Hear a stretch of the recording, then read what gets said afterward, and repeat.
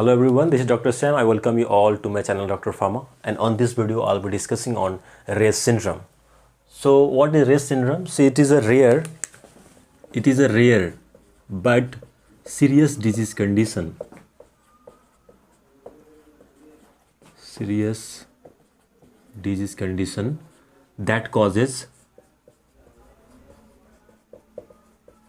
swelling in the liver and brain. So it is a rare disease, but it is a serious type of disease or syndrome that causes, or there will be a swelling in the liver and the brain. And then it can also cause hepatic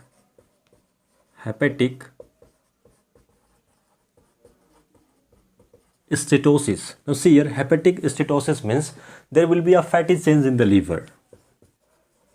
There will be a fatty changes in the liver, which is known as hepatic steatosis, and can also see or observe acute encephalopathy. See, acute encephalopathy means there will be a altered mental status, or we can say there will be a, we can also observe the symptoms or abnormality inside the brain, or we can say it can also affect to the central nervous system. Now if you talk about the about this syndrome, it can affect to the people of any age, but it is seen most oftenly in children and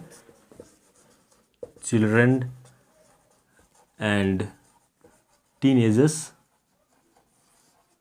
who has been recovered from, or you can say recovered from, viral infection such as flu or chicken pox.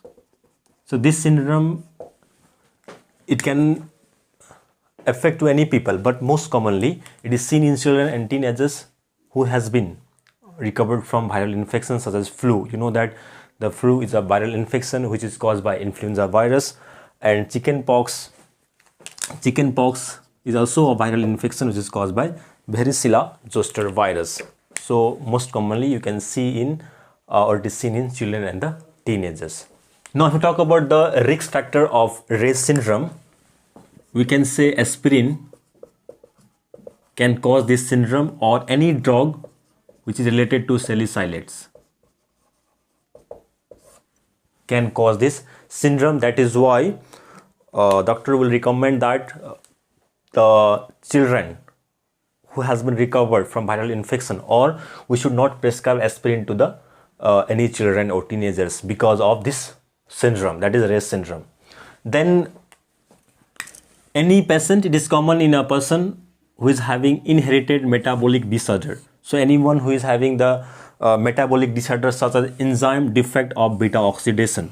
See, there are some enzymes which helps in the beta oxidation of fatty acid, or you can say fatty acid metabolism, because the fat has to be broken down.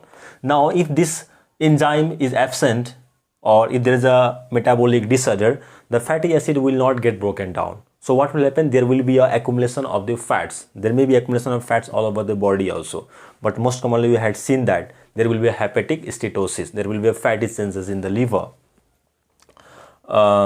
Then next is exposed to certain toxins like paint thinners. So these are the chemicals.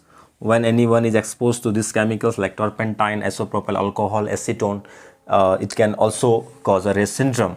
And the products to kill the insect and the weeds. So these are some of the risk factors, but most commonly we had seen that aspirin and inherited metabolic disorder. Now see here, in case of this Ray's syndrome, the cells throughout the body, the cells throughout the body will get swollen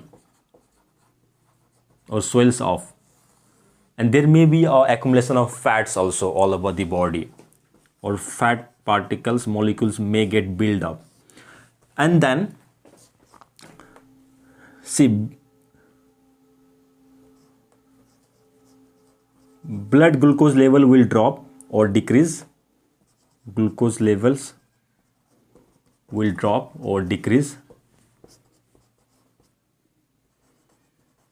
Ammonia and acid levels in the blood will increase.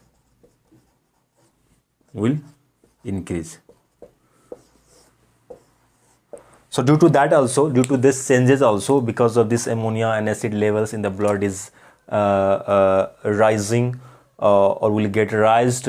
Due to that, there may be a, it can hit the many organs, and most commonly the liver and the brain. We had seen there will be a swelling in the liver and the brain. Now see the mechanism I'll be discussing in the next video, because it may take a longer time.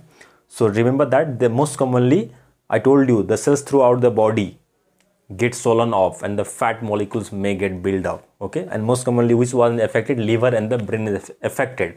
Mechanism I'll be discussing in detail in the next video. Now if you talk about the signs and symptoms of this syndrome, the signs of Ray's typically appears 3 to 5 days after the start of viral infection. And then any children who is 2 years of old or less than 2 years of old, early symptoms include diarrhea and rapid breathing. But for children and teenagers, the early symptoms may include vomiting and may other unusual symptoms. See, apart from this, the other symptoms may include personality changes, like the patient will feel more irritable and aggressive. There may be a confusion or hallucination. There may be a weakness or inability to move arms or legs, maybe because of decrease in glucose level. As you had seen, due to this there will be a decrease in the blood glucose level. So because of that, there may be a weakness or inability to move arms or legs. There may be a seizures or convulsions, extreme tiredness, as we said, because of decrease in blood sugar level. So when the glucose is not there, you might feel, or patient may feel, tiredness or weakness, and there may be a loss of consciousness. So these are some signs and symptoms which we can observe to a patient who is suffering from Ray's syndrome. Talk about the diagnosis. See, there is no any specific diagnosis for this Ray's syndrome, but blood and urine test can be done. Blood and urine test can be done for this, and then the screening should be done for any disorder of fatty acid, because we had seen that there may be a deficiency of enzyme and there may not be a beta oxidation of fatty acid is not taking place. Due to that, there may be accumulation of the fatty acid. So screening can be done for fatty acid. After that, other tests may include spinal taps. So in this, what will happen, needle is inserted below the end of spinal cord to collect the fluid, and then liver biopsy can be done. The skin test can also be done. Apart from that, MRI or CT scan can also be done, because you know that most commonly the liver and the brain is affected in case of Ray's syndrome. Now if you talk about the treatment, or you can say medications, again there is no any specific medications for treatment of Ray's syndrome. IV fluids can be used, because the patient you had seen there may be a tiredness or weakness, so we can use the IV fluids infusion. And then diuretics can be used, because we know that there will be a swelling of the liver and the brain. So these drugs, to get rid of salt and water or to stop the swelling, we are using diuretics. And if there is a bleeding, the medications can be used to prevent the bleeding. But I told you that there is no any specific medications for Ray's syndrome. So this is a short information for Ray's syndrome. Please like, share, subscribe, and don't forget to comment on the video. Thank you all.